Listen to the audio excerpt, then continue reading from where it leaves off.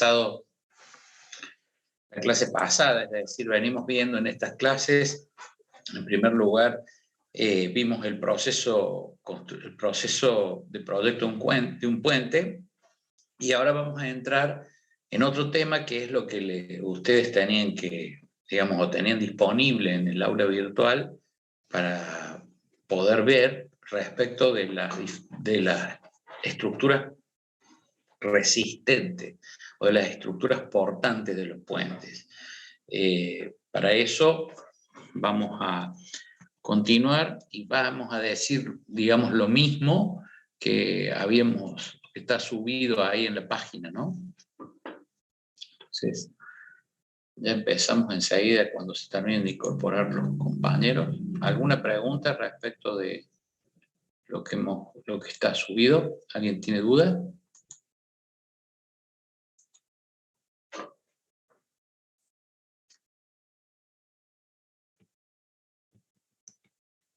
¿Me escuchan bien? Sí, profe, se escucha. Yo tengo una consulta, no respecto a los subidos, sino el otro día mandaron un audio al grupo de WhatsApp diciendo que usted iba como a devolver la clase que no vamos a tener el lunes siguiente. Le quería consultar si nos podría confirmar la fecha de cuándo es esa clase. Sí, en realidad no fue un audio.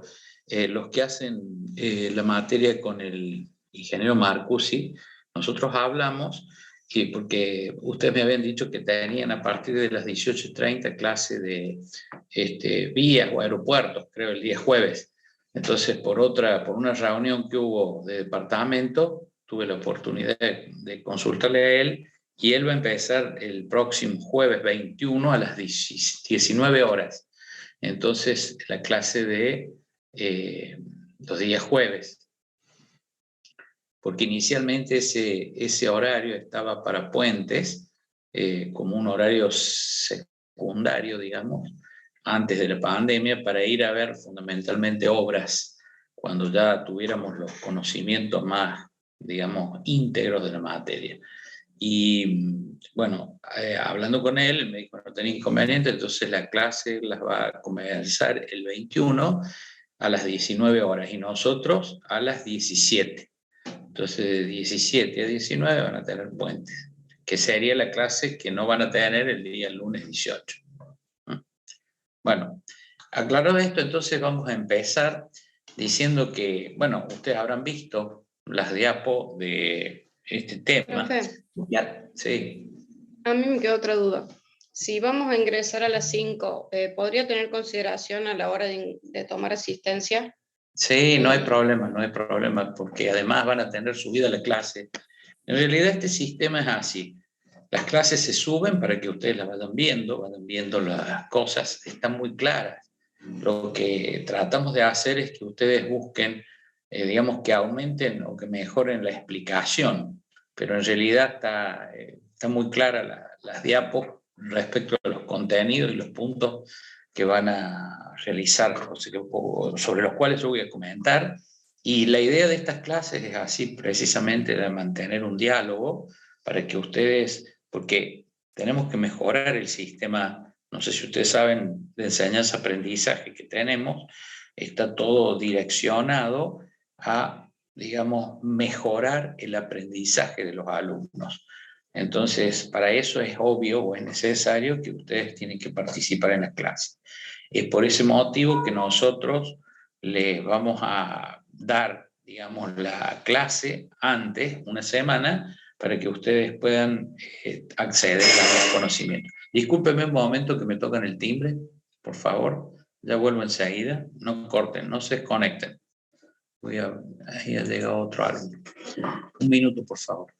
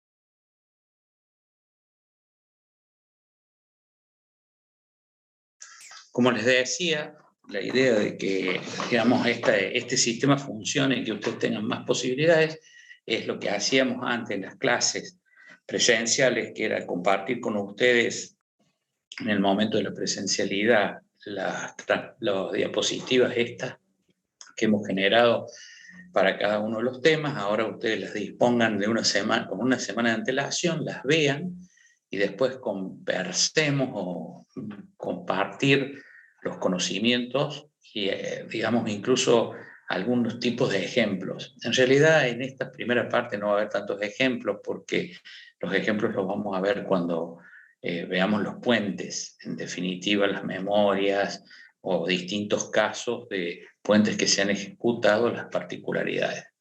Entonces vamos a empezar diciendo que, como ustedes lo han visto también, que las estructuras de un puente es un conjunto, ahí está la definición de elementos estructurales que sirven primeramente para sostenerse a sí mismo, o sea, todo sistema estructural tiene un peso propio, entonces debe resistirse a sí misma.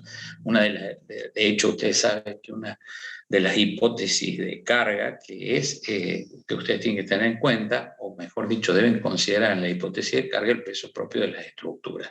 Pero también tienen que servir de elementos, digamos, a un sistema más complejo. Son elementos que integran un sistema más complejo que se utiliza para transferir las cargas a través de sus diferentes partes, desde el punto en donde se reciben las mismas a las zonas de apoyo en las que se materializan los apoyos, o sea, las reacciones, ¿cierto? Para las cuales han sido construidas. ¿Cómo? Disculpe que lo moleste. Hay algunos compañeros que dicen que están en sala de espera y si les podía aceptar. Sí, hay un solo compañero en sala de espera. Sí. Que se llama Alcaraz. Sí, bueno, ya está, ya lo acepté. Por las dudas le aviso, profe, que no está compartiendo pantalla, ¿no? ¿Cómo? Que no está compartiendo pantalla. No, ya sé que no estoy compartiendo pantalla. Bien. Ustedes tienen eso en el aula virtual, lo pueden ir viendo.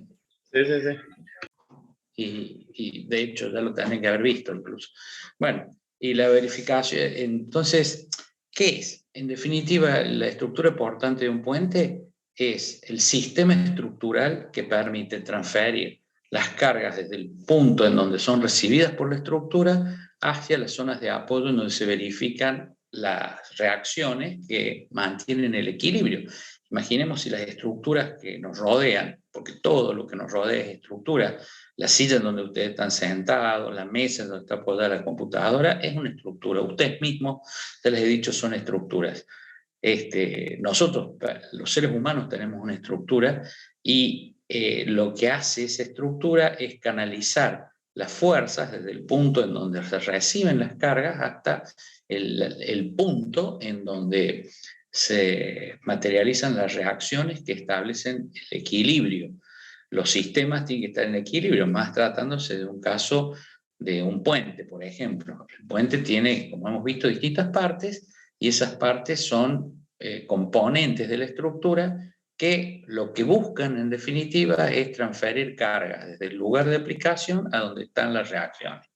Y se deben cumplir en todas estas partes tres condiciones que son importantes en toda estructura. Ustedes ya la han visto en resistencia de materiales, como son las condiciones de resistencia, la de rigidez y la de estabilidad. Creo que yo ya las he mencionado incluso y ustedes deben tener registros de eso o conceptos, el concepto que esto implica. ¿Cuáles son esas condiciones? Resistencia. A ver quién dice qué es la resistencia, cuál es la condición de resistencia que consiste. ¿Alguien? La resistencia busca que las tensiones de trabajo a las que va a actuar la estructura sean menores a las tensiones admisibles, entonces que así la estructura falle, si la estructura falla, esta no se derrumbe, no pierda su estructura. Claro, yo diría que la estructura no falla si la resistencia, si las tensiones de trabajo son menores a las tensiones admisibles. O sea, la condición de resistencia dice que en función del material nosotros en la ingeniería tenemos dos elementos, el material y la forma de la sección transversal. Esos son los dos elementos que nosotros vamos a proyectar, diseñar y generar como para que la estructura o el elemento estructural resista los esfuerzos. Y con esa cuestión, ese producto de dos elementos, porque es un producto que se llama, en el caso de las estructuras sometidas a flexión, vamos a tomar por ejemplo, la rigidez flexional, que es el producto del momento de inercia de la sección, por el módulo elástico de la sección, ese producto me tiene que dar a mí, digamos, necesariamente una tensión que sea menor a la tensión admisible. La tensión admisible, ustedes se acuerdan de la ley de Hooke, es aquella para la cual se produce a partir de allí el escalón de fluencia del material. Y entonces es la máxima tensión en donde existe linealidad entre las tensiones y las deformaciones. Para superado ese límite, ya comienzan a producirse deformaciones, una fluencia, el escalón de fluencia, y empiezan a producirse deformaciones permanentes. Entonces nosotros no queremos que una estructura bajo la acción de la carga sufra deformaciones permanentes, sobre todo si está sometida a flexión o a torsión. Ustedes, fíjense, por ejemplo, cuando ustedes ven, ustedes saben un camión, por ejemplo, el chasis de un camión es una estructura. Y si nosotros a ese camión, ¿por qué tienen los camiones? Todos los camiones, ustedes pueden leer la tara, que se llama el peso propio, y la carga máxima. ¿Por qué la carga máxima? Y el camión es una viga, la estructura del camión es una viga simplemente apoyada, que está sobre la rueda. Entonces, generalmente se trata de una estructura de perfiles y yo no puedo superar determinados valores de carga porque cuando yo descargue ese camión voy a tener deformaciones permanentes. Y si esa estructura que tiene efectos dinámicos encima, porque está la velocidad de desplazamiento de esa estructura y de la carga también, por ejemplo, un camión viene cargado con mayor cantidad de carga de la admisible y toma una curva, se va a deformar a la torsión, se va a torsionar más allá de los límites admisibles y puede quedar con deformaciones permanentes. Lo que pasa, por ejemplo, ustedes ven a veces en la ruta ómnibus o camiones que no están derechos, digo yo, que el tren delantero y el tren trasero no están alineados, o sea que están cruzados. Esos vehículos cruzados se dan, o existen, mejor dicho, porque han tenido algún accidente, un vuelco, algo que les ha hecho producir en su estructura deformaciones permanentes y han quedado con esa deformación. Si estuvieran nuevos o si fueran, digamos, si hubieran trabajado dentro de los límites de las tensiones admisibles, no habría ningún problema. Eso es la condición de resistencia. Después hay otra que es la condición de rigidez, que quiere decir que si bien sabemos que todas las estructuras sufren bajo la acción de las cargas de deformaciones, estas deben producirse dentro del campo de las deformaciones también admisibles. O sea, que admisible fundamentalmente con la funcionalidad, ¿no es cierto? Nosotros sabemos que un tablero de un puente, por ejemplo, no puede deformarse o vibrar excesivamente bajo la acción de las fuerzas dinámicas. Ustedes han notado algunos puentes, o a veces en las veredas de los puentes, cuando frena un vehículo pesado y ustedes están transitando, sufre una deformación. Esa deformación hace que, ¿por qué se produce? Porque la estructura no es tan rígida para que nosotros no sintamos esa deformación. Entonces es menos rígida y se deforma. Y esa deformación puede, en el caso extremo, tornar, digamos, a la estructura, digamos, inútil. Por ejemplo, porque si la deformación es grande, en la zona de los apoyos va a haber un salto entre la estructura y lo que sigue, que es, ya vamos a ver cuando estudiemos los tableros, la losa de aproximación o lo que continúa más allá del puente. Y después tenemos que analizar, porque en esta clasificación que hemos hecho, también la estabilidad de todas sus partes. O sea, cada elemento estructural de un puente o de cualquier estructura va a estar sometida a distintos tipos de tensiones. Básicamente las tensiones son de dos tipos: tensiones normales y tensiones tangenciales. Ese, digamos, o ese estado de carga producido por las fuerzas que a su vez generan las tensiones, va a producir, digamos, alteraciones al momento de aplicarse las cargas al estado de equilibrio en que se encuentra. Imaginen ustedes un puente que está descargado. Cuando yo lo cargo con un vehículo que transita por él, se va a producir una modificación del estado de carga y por consiguiente van a aparecer las reacciones que equilibran el sistema.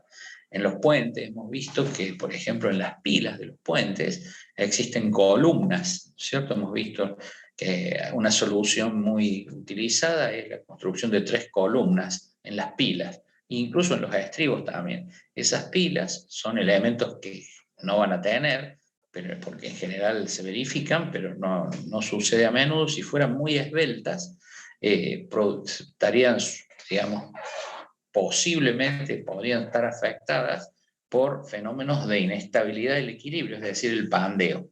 Todos ustedes saben lo que es el pandeo, ¿cierto? Bien claro eso. Sí, sí, profe. Bueno, entonces los elementos comprimidos, si se trata de un puente metálico, por ejemplo, un puente que sea una estructura reticulada, ustedes han visto en los caminos que los puentes ferroviarios son estructuras reticuladas que tienen vigas que son precisamente, pueden ser asimilados a reticulados planos, 2 reticulados planos, y generalmente la losa digamos, sí, el tablero es inferior. Entonces los reticulados son para hacia arriba. ¿Eso por qué se hace? Y se hace porque están sobre un curso de agua y bueno, se gana en la sección de pasaje, que si fueran para abajo ese reticulado estaría expuesto o tendría que estar mucho más alto, ¿no es cierto? Digamos, y tendrían que ser más altos los elementos de apoyo, como son por ejemplo las pilas. Entonces como ahí no hay problema, porque el tren va por un carril, por los carriles, por las vías, no es necesario que existan veredas al mismo nivel, entonces se puede digamos, encontrar la solución de un puente en donde las vigas estén invertidas, es decir, sean para arriba. Y esos retículos planos están formados por un conjunto de elementos estructurales que están sometidos a esfuerzo de tracción y compresión. Tiene un cordón superior, que va a estar generalmente comprimido, un cordón inferior traccionado, y todos los montantes diagonales de la estructura reticulada que estarán sometidos a distintos tipos de tensión, sea de compresión o de tracción, para, digamos, lograr el equilibrio interno de la estructura. Entonces, si justamente ayer o hoy leí, creo que ayer, que en Rosario, en Rosario se cayó un puente, en uno de los accesos a Rosario falló un puente y se descarriló un tren por una falla, ¿no es cierto? Después no avancé más en la noticia, pero había pasado algo con la estructura del puente. Ya vamos a comentar, lo voy a ver para la próxima clase si puedo, y les comento de qué se trata. En realidad, todos estos elementos, ¿cómo es el criterio? El criterio es que toda cadena, y eso lo saben porque es intuitivo, falla por su eslabón más débil. Entonces, todas las partes que constituyen el puente que hemos visto en clases anteriores tienen que tener la capacidad de resistir las tensiones para las cuales han sido construidos. O sea, para las cuales yo sé que voy a hacer un cálculo para dimensionar la pieza una vez que tenga la carga. O sea, viene la etapa de dimensionado. ¿Qué es el dimensionado? Darle la sección y el material necesario, el elemento estructural, para que se comporte debidamente y en él se produzca un equilibrio de tensiones internas con aquellas con las que se producen a consecuencia de las cargas o por efecto de las cargas, y que ese equilibrio sea perdurable en el transcurso del tiempo. Entonces, cualquiera de estas 3 condiciones, la de resistencia, la de rigidez o la de estabilidad, que no se cumplan, me van a hacer fallar la estructura o tornarla, digamos, incompetente para el fin para el cual ha sido diseñada. Entonces, ¿claro? ¿Alguna pregunta respecto a esto? Bueno, vamos a ver los diferentes tipos de elementos estructurales. Ahí tienen. Fíjense, acá yo les he detallado cuáles son, que ustedes ya los conocen, ¿no? Porque los han visto seguramente en hormigón y en otras materias. Las vigas, ¿para qué vamos a hablar de las vigas? Elementos estructurales nosotros tenemos. En un puente tenemos las vigas principales, las vigas reostras, las vigas que se llaman de bancada en el caso de los estribos, también en el caso de las pilas, Después tenemos las vigas cabezales de pilotes, ¿no es cierto? Tenemos losas, las losas que son, ya vamos a ver, los elementos que sirven para, digamos, transferir la carga del vehículo hacia la estructura. Son las losas generalmente en los puentes, tanto se trate de la losa de la calzada como del tablero, en las veredas, ¿no es cierto? Es el elemento estructural que recibe la acción de las cargas y las distribuye sobre las distintas partes de la estructura. Los tabiques, ¿dónde tenemos tabiques? Tenemos tabiques, por ejemplo, en las pilas y en los estribos de los puentes. Que es un tabique, es una pared que puede ser de hormigón armado, puede ser de otros materiales, puedo construirla, por ejemplo, con un sistema alternativo como es la tierra armada. El tabique tiene la función de actuar como, podríamos decir, un elemento estructural en donde la fuerza, las cargas de compresión, ¿no es cierto?, actúan en su plano. En el caso de las pilas pared, por ejemplo, que hemos visto algún tipo, y ya vamos a ver más adelante cuando estudiemos las pilas, son esas pilas cerradas, en lugar de 3 columnas, como habíamos mencionado hace un momento, como elemento de estructura intermedia, vamos a tener una pared. Hay muchos puentes en la ciudad y en los distintos ríos, incluso en algunas de las autopistas, en donde tenemos una pared vertical, que es la que soporta la viga de bancada, en donde apoyan las vigas, elementos resistentes del puente. Columnas, hemos dado el ejemplo. Los pórticos, cuando se trata digamos, de estructuras que son de pequeña luz, yo puedo usar un pórtico, es decir, cuando tengo 6 metros, supongamos un puente sobre un canal, puedo hacer una U, digamos, invertida, con donde los 2 estribos son tabiques y la losa es la parte superior. Y eso puede ser un pórtico, o sea, si no hay apoyo, sino que están íntimamente ligados estos 3 elementos a través de armadura, construye un pórtico. Otro pórtico es el caso de las pilas, cuando tengo una pila en donde la viga de bancadas de apoyo de las vigas principales, de la superestructura, sería el dintel. Las columnas forman parte de los pies derechos de ese pórtico, que pueden ser 2 o 3, o las que sean, pueden ser 4 o 5, y digamos, el cabezal de pilotes es lo que cierra ese pórtico. También se utilizan entonces este tipo de cuestiones. Después tenemos los tensores. ¿Qué son los tensores? Son los elementos estructurales que se utilizan y para restablecer el equilibrio en una estructura. Yo puedo tener una losa o un tabique cuyo equilibrio se obtiene mediante una fuerza de tracción, como es, por ejemplo, el caso de sistemas alternativos que vamos a ver en las clases próximas, que constituyen las denominadas estructuras de tierra armada, que vamos a ver más en detalle. Después tenemos los pendolones. También un tensor es una estructura sometida a esfuerzos de tracción, ¿no es cierto? En el caso, por ejemplo, de los puentes que no son colgantes, sino los puentes atirantados, ahí tenemos tensores. En el caso de los pendolones, ¿qué son los pendolones? Son elementos traccionados, también generalmente son de dirección vertical. Son aquellos elementos estructurales de los cuales va a colgar, por ejemplo, el tablero del puente, y esos elementos estructurales aplican una carga en la catenaria o el cable, que es el elemento que resiste o sostiene la estructura. También tenemos pilotes. Los pilotes, ¿qué son? Son elementos comprimidos, rara vez traccionados, ¿no es cierto? Pueden existir pilotes que trabajen a la tracción, pero en general no se utilizan, sino que unos están más comprimidos y los otros menos comprimidos a raíz de los esfuerzos de tracción que surgen de los momentos actuantes, ¿no es cierto?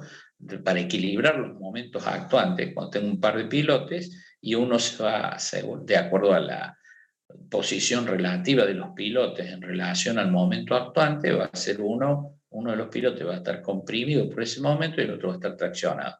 Pero como tienen además peso propio los pilotes y reciben cargas verticales, entonces la carga resultante en cada uno de los pilotes va a depender de la sumatoria de esos 3 elementos: las cargas, el peso propio, las cargas de compresión que reciben y la carga de compresión y tracción que surge como consecuencia del momento que deben equilibrar. Vigas de gran altura. Cuando tenemos un tabique que es muy alto en relación a su longitud, es una viga de gran altura. Ustedes habrán visto, hay puentes en el mundo en donde las pilas tienen que ser a 80 metros de alto. Y entonces son vigas de gran altura, son tabiques que se transforman en vigas de gran altura. Y por último tenemos los cables, que como ya dije, puede ser en los puentes atirantados o en los puentes colgantes. Los tipos de sistemas estructurales. Entonces, acabamos de ver cuáles son los elementos, pero estos constituyen tipos de sistemas estructurales. Hay distintos. Están los arcos. ¿Qué son los arcos? No es lo que hay en la cancha de fútbol, eso no es un arco. Si hay un pórtico, está mal dicho que hay el arco rival, no es un arco, porque el arco tendría que ser redondo, tendría que tener una forma circular. En realidad es un pórtico. Y ese pórtico, el arco, en realidad es una estructura que se caracteriza por estar sometida a sus partes siempre a esfuerzos de compresión, o sea, se restablece el equilibrio, se logra el equilibrio a través de una fuerza de compresión que podríamos decir sigue la forma del arco hasta el punto en donde está apoyado el mismo y ahí recibe la reacción correspondiente. ¿Dónde existe un arco, por ejemplo? ¿En qué caso? Muchos diques no de gravedad, sino diques, digamos, de hormigón, ¿no es cierto?, que son estructuras que se llaman arco, resisten el empuje del agua a través de un arco que recibe la carga o el empuje del agua en la parte del embalse y la transfiere a través de tensiones de compresión, digamos, hacia los puntos en donde están los puntos de encastre de ese ángulo, de ese arco de hormigón en la zona de la roca, por ejemplo, la piedra del dique. Digamos, los puntos serían los tímpanos de ese arco. El sistema, los pórticos, bueno, ya hemos hablado de los pórticos, ¿cuáles pueden ser? Pórticos en general, en los edificios se utilizan pórticos, cuando ustedes ven, porque lo que hacen es construir la losa apoyada sobre vigas, ¿no es cierto? Y esas vigas a su vez van a las columnas, entonces ahí tiene un sistema de pórtico. Tenemos el sistema de vigas sobre apoyos, que es el caso de los puentes, ¿no es cierto?, en donde nosotros tenemos vigas principales que son los elementos realmente resistentes del tablero, porque la losa, como les he dicho, es un elemento que distribuye las cargas entre las vigas, pero los elementos resistentes a la flexión en la superestructura son las vigas principales y las vigas reostras. Las principales son las que resisten los esfuerzos de flexión originados por las cargas en la dirección longitudinal, o sea, en la dirección de la luz del tramo. Pero hay otras vigas que son perpendiculares, que se denominan vigas reostras, que son aquellas en donde la función es la de rigidizar la estructura en el sentido perpendicular, ya que las vigas longitudinales o principales tienen poca resistencia a la torsión, y entonces, digamos, reducen la longitud deformable a la torsión de las vigas principales, la rigidizan. Es como cuando ustedes ven una losa casetonada o una losa armada en una dirección. El caso típico es el caso de los techos que se construyen con viguetas y ladrillos, ¿no es cierto? Las viguetas, ustedes ven cómo el sistema, las viguetas son el elemento resistente, son todas paralelas entre sí. Entre las vigueta y vigueta se coloca un ladrillo que no tiene ninguna otra función que digamos que existe un cerramiento, y es un elemento de hacer un cerramiento y transferencia de la carga hacia las viguetas, que distan 50 centímetros de acuerdo al tipo de ladrillo que yo utilice, pero cada tanto, cada metro y medio aproximadamente, se hace lo que se llama un nervio, ustedes lo habrán visto, que es una viga transversal a la dirección de las viguetas que tiene por finalidad rigidizar las mismas. Entonces, si ustedes no ponen esa viga transversal, las viguetas, pasan dos cosas. Las viguetas se van a deformar, van a sufrir deformaciones por flexión que van a ser apreciadas, se van a poder percibir, y además se pueden producir en ellas deformaciones por torsión. Además le dan rigidez a la losa, que está construida con viguetas y ladrillo cerámico, digamos, que hacen la vez de losa, digamos, le va a dar una rigidez para que trabajen, digamos, como una estructura en los dos sentidos.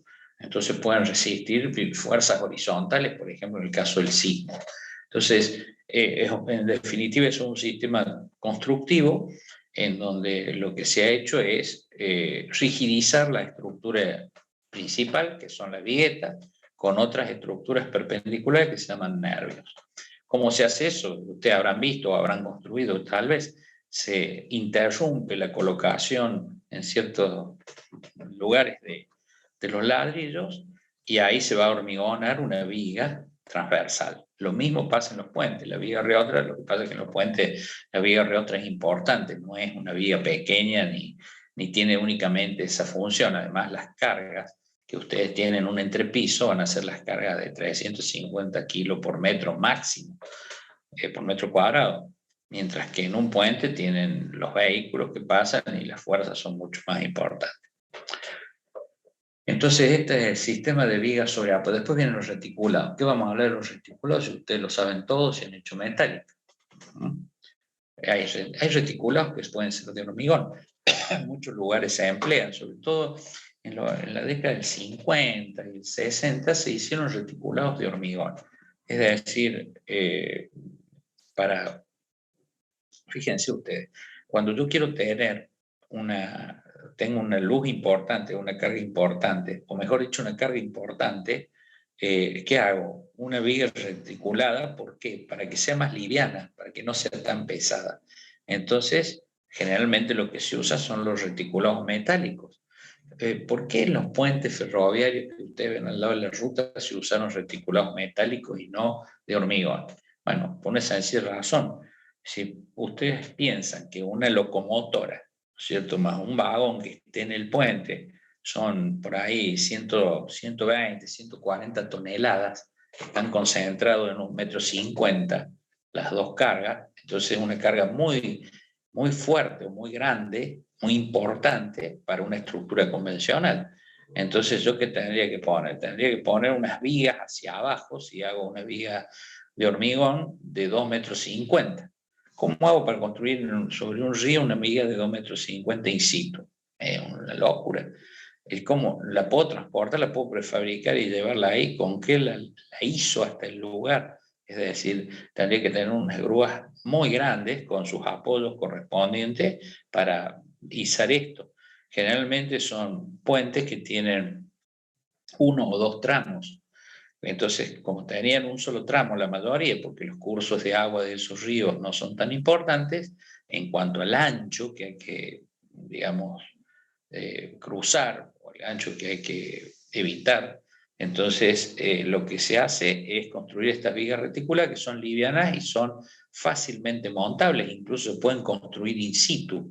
Se arman los dos retículos planos, después se izan, se hace su posición y después se construye la parte inferior. O se coloca primero la parte inferior y en el terreno y después se iza todo el puente con unas grúas adecuadas. Entonces, esos son los reticulados.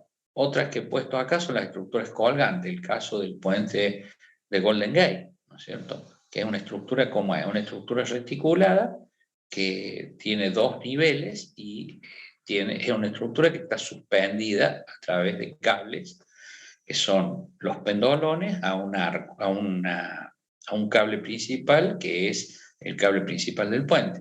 Y después están las estructuras atirantadas, que es el caso, por ejemplo, de los puentes en donde la losa del tablero está, digamos, es resistida no por un elemento que se encuentre abajo de la misma, sino que está colgando de tirantes. Y esos tirantes obviamente están traccionados. Es como si ustedes hicieran una ménsula y la colgaran desde una torre a esa ménsula con cables. Acá he puesto algunas fotos, o no fotos, sino imágenes o esquemas de los distintos tipos de puentes. Es interesante analizarlo. Ahí tienen ustedes primero un puente que tiene estructura, una losa superior, la estructura resistente está por debajo. Fíjense, es un arco resistente. Un arco resistente que puede ser, por ejemplo, de hormigón y elementos, todos estos son puentes en arco, ¿no es cierto? En el primero tenemos la estructura resistente y tenemos los elementos que van desde el tablero hacia ese arco, aplicándole de esta manera cargas puntuales al arco. Esos elementos obviamente van a estar todos comprimidos. Hay algunos elementos que apoyan directamente en el arco y otros en el terreno.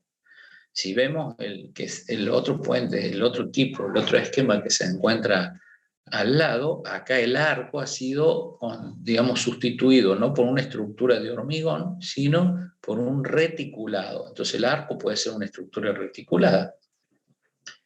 Y también existe la losa del tablero y después los elementos comprimidos. Algunos de ellos van a, digamos, apoyar directamente nudos de ese arco reticulado que sirve de base, de estructura resistente, y otros directamente en el terreno. Todos estos elementos están comprimidos, entonces tienen que ser verificados a compresión, al pandeo. Después, abajo vemos los dos puentes en arco de tablero inferior, que se llama, que es exactamente lo mismo, o sea que sería la estructura, ahora el tablero, en lugar de estar apoyado y los elementos comprimidos, como hemos visto hasta ahora, apoyan sobre el arco, ahora el puente está constituido por una losa que está colgada del arco. Entonces los elementos verticales, en lugar de estar comprimidos como en el caso anterior, están traccionados y cuelgan de ese arco, que puede ser un arco de hormigón o una estructura reticulada. Más abajo tenemos unos arcos, digamos, mejor dicho, unos puentes, en donde en el primer caso tenemos los dos esquemas, ¿no es cierto? Los dos esquemas anteriores. El arco, el resistente, va a tener una parte que está comprimida y otra parte que, digamos, o mejor dicho, en realidad el arco va a estar siempre comprimido. Lo que va a tener es cargas aplicadas de compresión en un caso y de tracción en el otro. Entonces ahí se busca equilibrar la longitud, ¿no es cierto? Es para elementos de mayor longitud. Y en el caso el último que ven ahí, el último esquema, es un arco, digamos, que está en donde el elemento que transmite las cargas al arco no son elementos verticales, sino que es un reticulado. O sea que el arco sería el cordón inferior de un reticulado plano.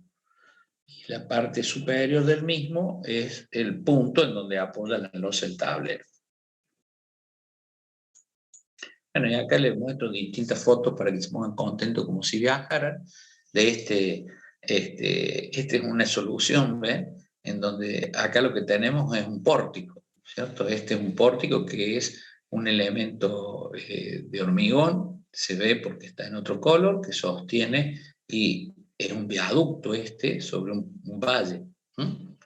Entonces lo que hace, fíjense que el pórtico es un elemento estructural, en este caso de geometría variable. Y es un pórtico que consta de dos voladizos, que serían los elementos que se encuentran hacia el lado, ¿no es cierto? Y terminan el puente, es un puente de 3 tramos, 2 voladizos y un arco central. O un vano central. Y el elemento resistente es de geometría variable, o sea, no tiene la misma altura en toda su extensión y va a depender del punto en donde debe soportar el máximo momento. Otra imagen es esta. Este es un puente en arco. Fíjense, el puente en arco tiene la característica que este no es un arco en donde el puente sea horizontal. Esto se buscaba antiguamente. ¿Por qué? Porque es más fácil constructivamente hacer el arco y no es, digamos, se mantienen los niveles de ambas márgenes. Se ve que ambas márgenes ya estaban construidas y después se hizo el puente. Entonces no era posible, digamos, ocupar con los accesos al puente terrenos que ya estaban construidos, que iban a quedar abajo. Entonces se hace un arco en donde lo que se busca es ganar la sección de pasaje del río y mantener, es una solución de compromiso para mantener los niveles en los accesos del puente. Este es un puente que hay en Praga. En Praga el puente Carlos se llama. Este es un puente que se hizo en el año, creo que tiene 600 años aproximadamente. Y es un puente que se hizo obviamente con un puente de un arco, digamos, de varios vanos o varios arcos. Es un puente que está hecho sobre piedra en el río Moldova, se llama Moldava.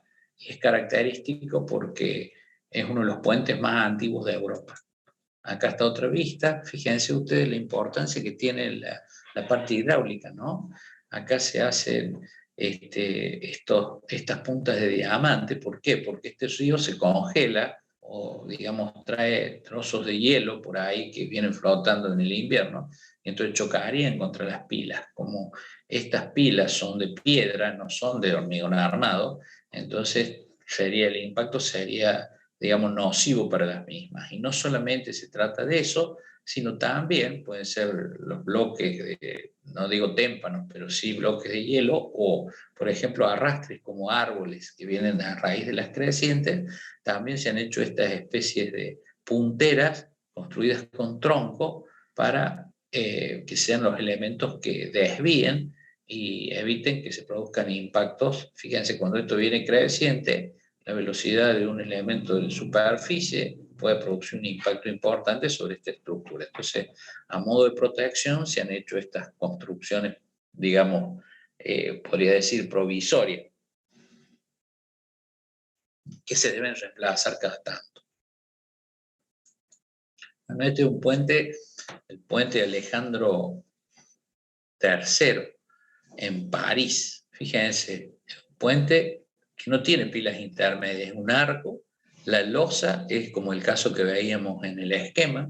La losa del tablero apoya sobre elementos verticales que a su vez van a ser los resistentes, los elementos que transfieren la carga a ese arco. Ese arco está construido en metal, en un arco metálico. Y se hizo en el 1880 aproximadamente, comenzó a construir y en 10 años lo hicieron. Es fantástico, tiene un ancho de el puente es característico y tiene un ancho que debe ser por lo menos de 25 metros, la calzada. Ahí vemos otra imagen, ¿ven? Profe, el puente anterior, disculpe, ¿no? sería como el puente anterior, sería como el del último caso de los tipos de puente. Este dice usted. No está compartiendo, así que no sé. Sí, el puente, el que tiene las 4 columnas a los costados, dice Claro, usted. ese sería como el último de la foto que vimos de los tipos de puente de arco. Claro, tiene el arco resistente, pero no es un reticulado en este caso, una estructura metálica. El arco no es un reticulado, sino que es una estructura metálica. Los elementos que transfieren la carga desde el puente, desde el tablero al arco, son los elementos verticales. Hay dos fotos. Una foto después sigue, que es vista de otro ángulo. Todo esto era de la época neoclásica, o sea, acá se ve de abajo en otra fotografía o en otra imagen, como es la estructura, se aprecian las vigas riostras. Y acá vemos distintos esquemas. Hay una diapo que ve distintos esquemas. Estos esquemas dice figura 1, bueno, fíjense, analícenlo ustedes como son, ya con lo que saben pueden hacer su propia, digamos, interpretación de estas figuras. Hay varios esquemas. Acá vemos, hay otra figura en donde aparecen los puentes colgantes, ¿no es cierto?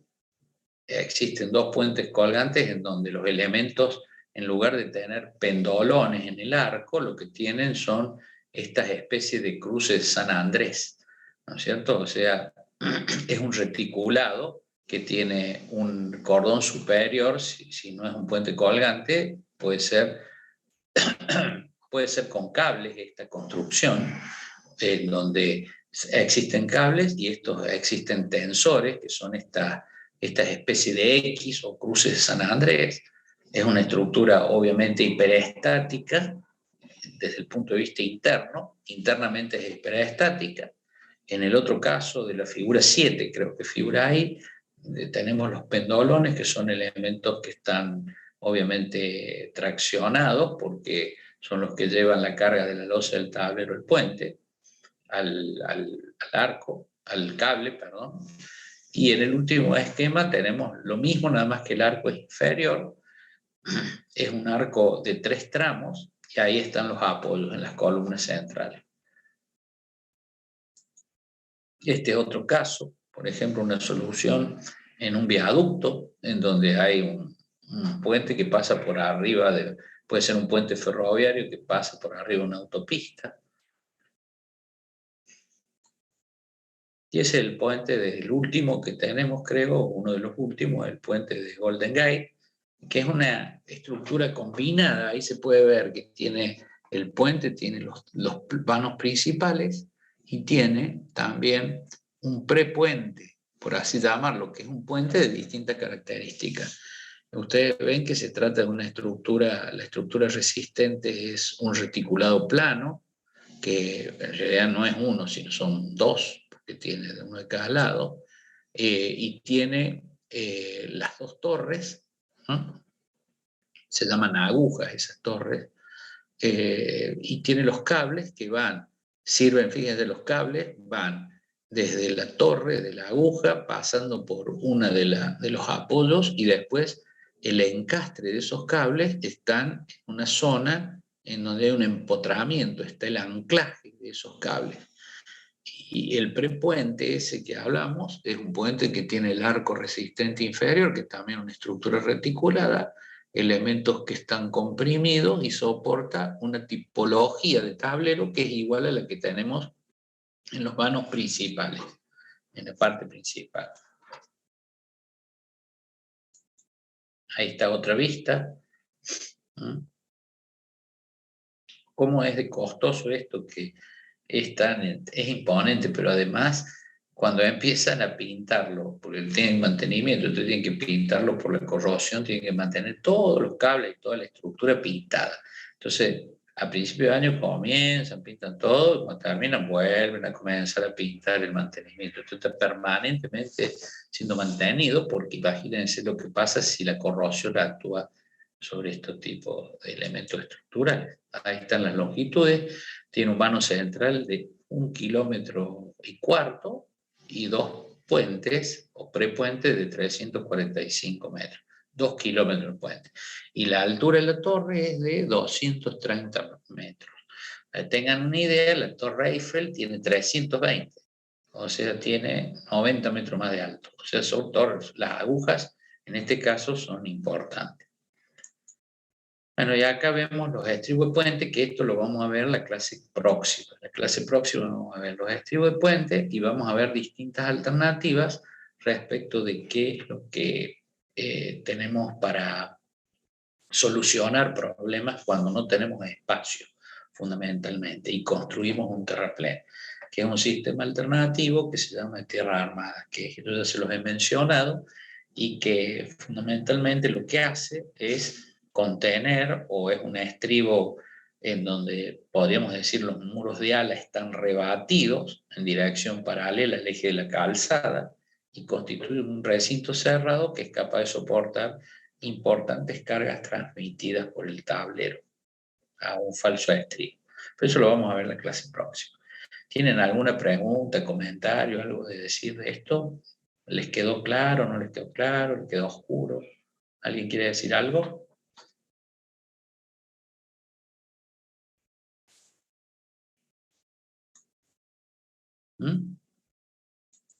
Bastante claro, profe.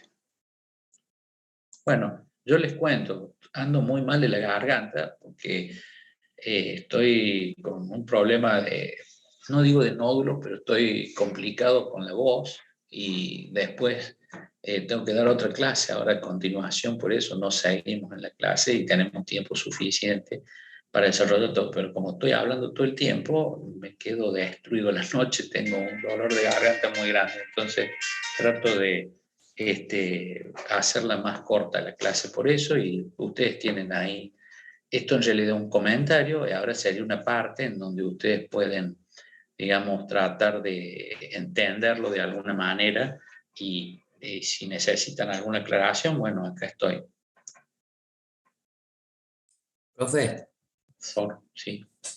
no, por ahí lo que me da intriga es cómo se construye.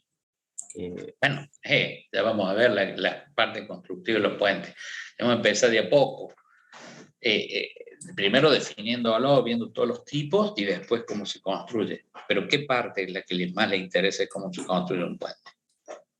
Y por ejemplo, ahí mostrar ese puente ahí en París, bueno, cómo hicieron el arco metálico ese, teniendo el agua ahí. Claro, bueno, eso de Ah, los procesos. los procesos constructivos, bueno, seguramente yo les decía que había, no sé si a ustedes les comenté que vi una película de cómo se hizo la Torre Eiffel. En la Torre Eiffel se usaban métodos rudimentarios. El Sena es el río que pasa por abajo, un río importante. No es como el Paraná, pero es un río, debe tener unos 200 metros de cauce. Seguramente se hizo con desvío. Se hicieron desvíos para construir los apoyos, que no son cualquier cosa, porque fíjense la luz, 200 metros, 150 metros por lo menos tiene. Entonces, tienen que ser apoyos importantes para recibir las fuerzas de ese arco y después lo otro se construye desviando el curso, haciendo obras como una especie de isla desde la costa, se va avanzando, como ustedes vieron en el mar que están los malecones, es decir, las dársenas esas de pescadores, por ejemplo, en donde lo que se hace es meterse dentro del mar, bueno, se hace una especie de isla y ahí se van colocando los distintos elementos avanzando y cuando se libera, digamos, se construye, por eso se construye por partes, ¿no es cierto? A través de uniones que deben estar roblonadas o soldadas, supongo que para la época deben ser roblonadas, y entonces se van colocando por partes. ¿Cómo se las coloca? Se las colocaba con unas especies de grúas que eran sistemas de poleas que se construían como torres de madera y con poleas se izaban las vigas a su posición final, como hicieron la Torre Eiffel. También la Torre Eiffel era a través del sistema de poleas. No existían grúas hidráulicas ni nada de eso. Entonces, todo lo que se hacía en el pasado es distinto a lo que se hace hoy con los medios que se tienen. Y después hay un puente muy importante, que es un viaducto, que ustedes lo deben haber visto, yo les voy a traer algunas imágenes. Es un viaducto que va por encima de las nubes en París, en Francia.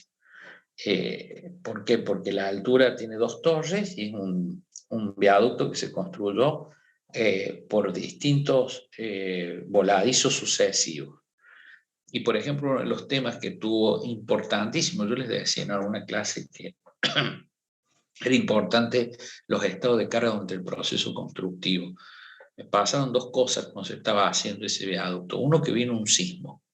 Entonces comenzaron los dos extremos, ¿no? Y después se tenía que unir en un punto, al medio. Entonces vino un sismo que lo corrió uno de los estribos, entonces tuvo que corregirse la estructura porque se desplazó el estribo. Y después el otro problema que tenían era el viento.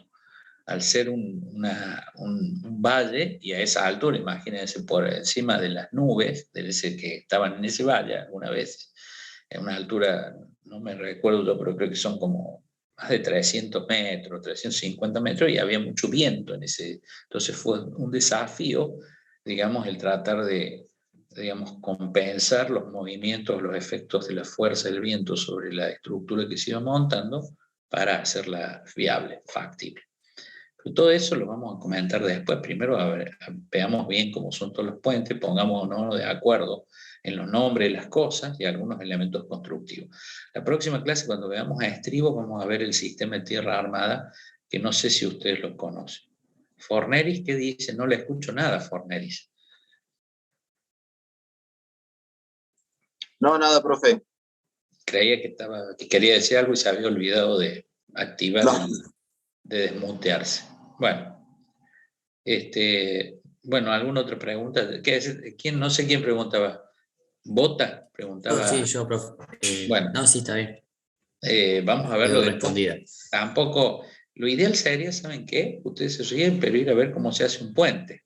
Tenemos que buscar un puente. Lo que pasa que es todo un problema, porque está el tema de la seguridad, el transporte de ustedes hacia la zona, la facultad responsable. Cuando yo tenía 10 o 15 alumnos, a veces los hemos hecho, pero me acuerdo cuando el ingeniero Ayasa era estudiante, fuimos con él a ver varios puentes. Hicimos un recorrido hace muchos años en la costanera y fuimos viendo distintos puentes. Entonces nos parábamos, íbamos en no sé cuántos autos, nos parábamos, nos bajábamos todo, y yo le explicaba un poco, porque realmente lo que se ve no se olvida, es lo más fácil de que ustedes aprendan, pero tienen que tener los conceptos. Y está bueno, podríamos hacerlo. Si ustedes se consiguen un omnibusito y vamos a ver cómo podemos hacer un recorrido les puedo hacer un tour por la costanera y ver los puentes y comentar de lo mismo, que les va a servir. Podríamos hacer eso, pero tendría que ser un jueves. Y otro problema es que tiene que ser más temprano por la luz, ¿no es cierto?, para que se vea, porque si no, no se ve nada. Así que tendríamos que tratar de hacerlo un horario, ¿sí? Acá están haciendo cerca de mi casa un paso de circunvalación para sobre Arma Argentina, acá cerca de Villa Libertadores. Sí. Están haciendo el puente ahí, está toda la obra es enorme. Y yo hablé ahí con uno de los encargados y me dijeron que no había drama, digamos, que fuera para sacar fotos y esas cosas. No sé, digamos, si se puede, digamos, venir y juntar. Lo que puede hacer usted es sacar fotos, las comparte y después yo les explico también qué parte es. Sí, sí, Vaya una vez por semana a ver cómo avanza la obra y saca fotos y la compartimos entre todos. Así no se tienen que desplazar. Eso sería muy importante. También están haciendo, digamos, obra en varios lados. De hecho, el ensanche de la circunvalación, que vieron la tercera trocha, es una obra importantísima porque imaginemos la viga de bancada del puente que recibe las vigas principales. Y bueno, se acababa y había que poner otra viga al lado. Entonces, yo voy a ver si consigo los planos del ensanche que hicimos en el puente Maldonado, que es un puente que hay en San Vicente, que es interesante, porque hicimos una viga, debo ver si consigo los planos y se los comparto con ustedes, para que vean que las soluciones técnicas siempre hay. El único problema es un problema de costos, ¿no es cierto? Siempre. Pero bueno, la tercera trocha fue chapar, imagínense, prolongar una viga de bancada, construir una columna, un voladizo y después la viga, como si no hubiera pasado nada, para lo cual hubo que demoler una parte del puente. Por eso construían como un encofrado abajo del mismo para que los escombros cayeran sobre esa madera y no sobre los autos que pasaban. Y también hubo que ensanchar los terraplenes, que es una obra tremenda. Ahí estuvo involucrada la ingeniera Teruel, Janina Teruel, que hizo toda la parte del replanteo de esa parte de la obra, y el estudio para el proyecto, y no sé si el replanteo. Así que quedó bien. Y, por ejemplo, el paquete estructural, imagínense el paquete estructural de la obra original, que le ponemos al lado otro, que por más que sea igual, es en otro tiempo hecho, entonces es difícil unirlo. Lo mismo la carpeta de rodamiento. En un lado había hormigón y después hicieron todo asfalto, entonces hay que tener bastantes, digamos, cuestiones en consideración para que no se produzcan fallas a lo largo del tiempo. Así que bueno, Calderón, usted agarre y saque fotos y las sube y yo les explico de qué se trata. Bueno, profe, yo voy a ir sacando fotos. Ha sido designado el fotógrafo